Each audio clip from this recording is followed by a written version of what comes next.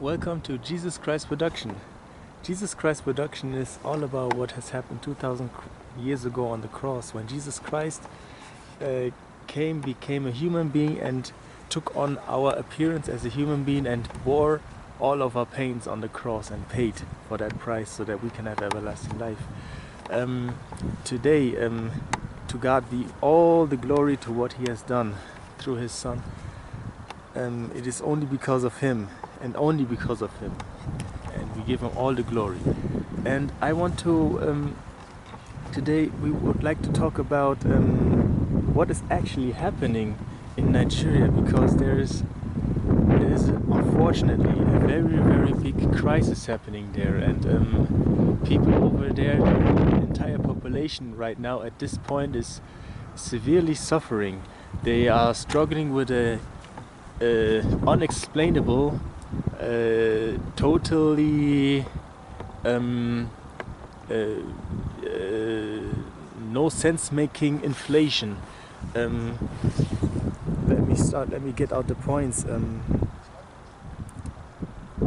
Like when one minute please.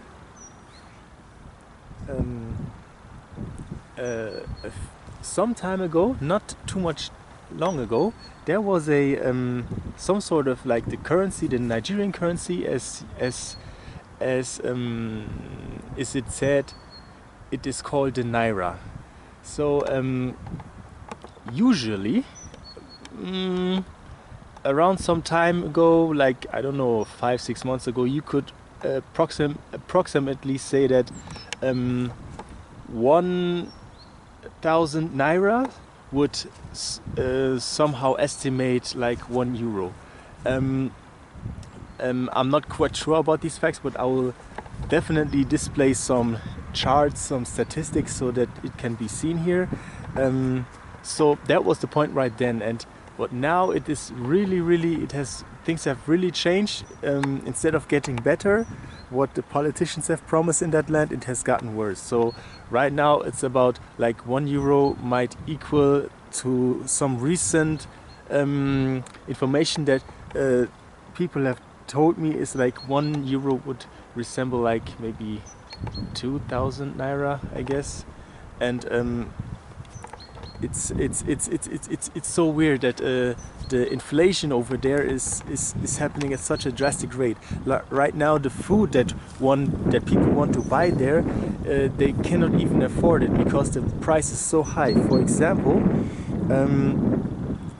a usual person might, I will investigate it more, but might earn something between the range of maybe 20,000 naira to 120,000 naira. And currently one bag of rice, one would have to pay 80,000 naira. So it's like a person wants to earn, a person has earned some money, some salary, monthly salary, and has to spend like multiple times of that salary in order to get one bag of rice. I think you somehow get the grotesqueness of this situation. I currently cannot explain what these politicians over there in that country are actually doing. Honestly, I don't know what they are doing, like what their purpose actually is. I don't know. I cannot understand these people. Like, how can you be a politician? You somehow promise or you pledge allegiance to your country, to serve the country, to serve the people in your country. You want to make life as good for them as possible, and then yet allow it that the prices go so high that people cannot even afford to buy food because it's too expensive. And that does not only go to the food section, but also to the transport section. So if people want to go to one place to another, the prices are so high. You cannot really imagine how it is for there. And it's like one has to imagine, please, that right now, currently, in these recent last days, the prices have increased so much, and unfortunately, one can be for sure that there are people who currently, right now at this time, today we have the 21st of February 2024. Right now at this time, the people are not able to buy food and might have not eaten today.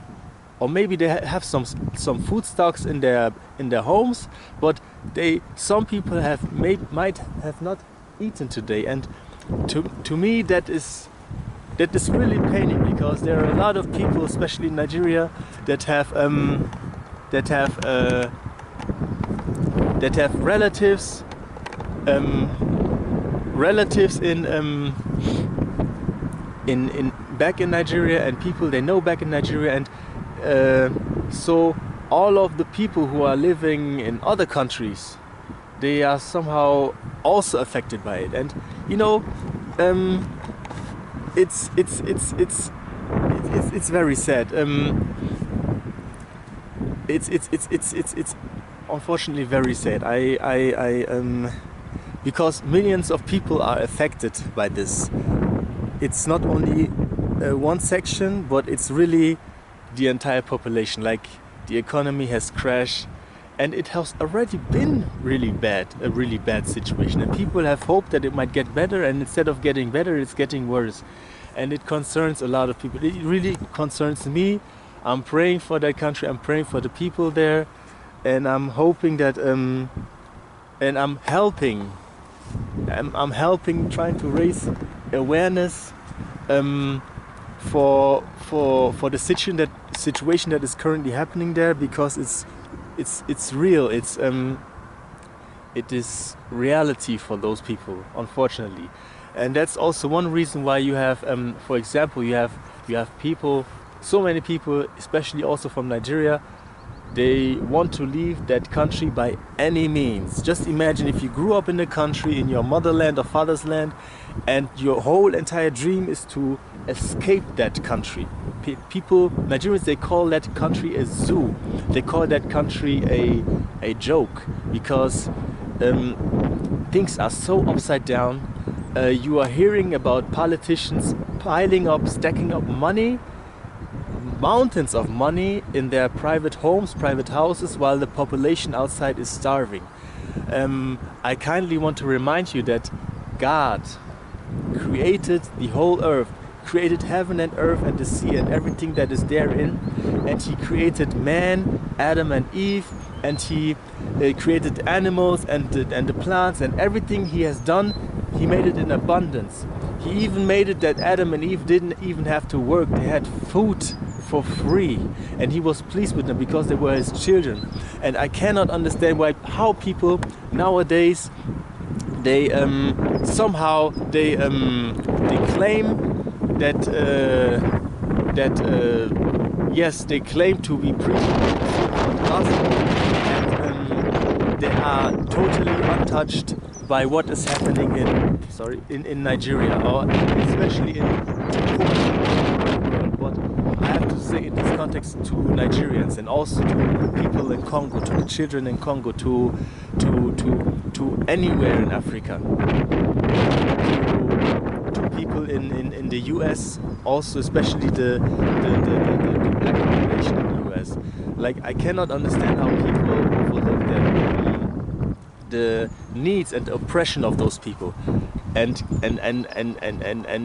at the same time claim that they are preaching a gospel. When Jesus Christ, imagine, like, when Brother Barnabas, who God has made an apostle, I think it was written that he was a Levite, and he was giving all his money, his property, all his money, he laid it down to the feet of the apostles, of Jesus' disciples right then, right? The 12 apostles. And what did the 12 apostles do with that money?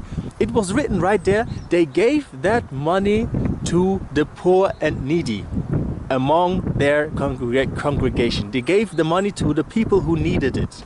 They did not take the money for themselves, but they distributed it to the people. And that's the sign of a true follower of Jesus Christ. I cannot understand how nowadays we have so many big churches with a lot of money. I'm not saying that, you know, a church, of course it costs money to keep a church, to pay the rents and the bills, but we have nowadays, we have churches, super mega churches, they have millions of dollars or money, millions, and what they do with it, they don't even consider what is happening in other countries. While Jesus Christ himself said, love God and love thy next. So whoever is thy next, whoever, it doesn't matter who you are, where you're from, which color your skin is, you are an idea of God. God loves you by all means. This is the current situation that is happening in Nigeria. I don't know what the politicians are doing. It's very sad. I don't know what the Nigerian president is doing. Just imagine if you are a president and your population is starving. Like, for example, I have to give this because it's really happening. People are in stores, they are buying food, and the food is already that expensive.